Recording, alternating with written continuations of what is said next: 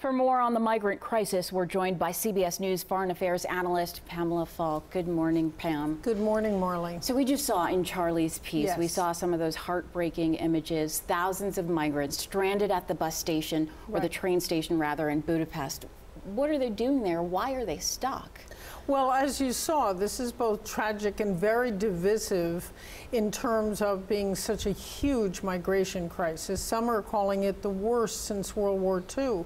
And the reason they're stuck in Budapest is that the rules of the open border policy known as Schengen says that you have to take asylum in the first country you land. And that's called the Dublin Rules. It's an adjustment that was made to this 30-year-old policy that allows the 400 million participants in this European Union free travel to actually travel free. So that's one restriction. Now, one would think that all of these migrants arriving in Budapest, who now have been welcomed into Germany, would be able to go, but Austria said, look, you're just taking people and putting them on a train. You're not processing them. We don't know if they're migrants or refugees or criminals or anything else. So let's rationalize this. Let's process all of the refugees in the country where they land. But that's a very divisive policy in Europe. What are European leaders doing about this? Well, they've called an emergency meeting for September 14th. And now the UN is actually weighing in. There's now a summit that will take place, not an emergency meeting, but a meeting at the UN during the General Assembly on September 30th, where the rest of the world can weigh in.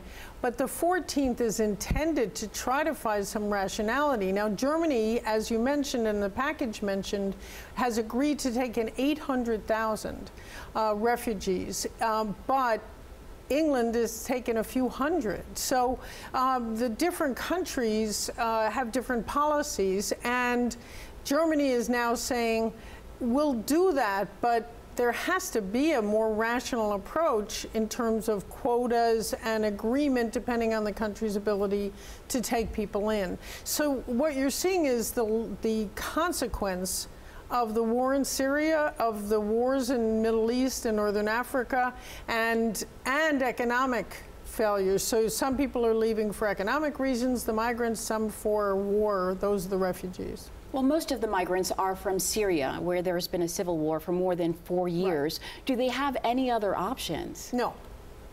That's a simple answer, is no. And what this entire refugee crisis, although it has a lot of different aspects, including economic downturns, but the refugee crisis is the result of the international community failing to find a negotiated solution in Syria. Now, refugees are also coming all through Africa and going into Yemen to leave, to Libya to leave, Yemen crisis, Nigeria crisis with Boko Haram. There's so many things going on that people see the opportunity and they leave. The biggest problem is this also coordinates with the fear of crime, the fear of foreign terrorism. And we saw that on the train. Let's talk about the Iran nuclear deal quickly. Right. We know that it's now a done deal. The White House has the support it needs. So what is the reaction now from Iran and other negotiating countries? There's a sense of relief, no question, that this will go forward. Now, a vote in Congress, even the failure to override a veto, would not have stopped this agreement because the UN Security Council endorsed the agreement. But it would have stopped the U.S. sanctions from being lifted. This is a very difficult deal. It has a lot of wiggle room, and those who are supporting it are now saying, including Barbara Mikulski, that this is a better deal than they could have got, the best deal they could have gotten.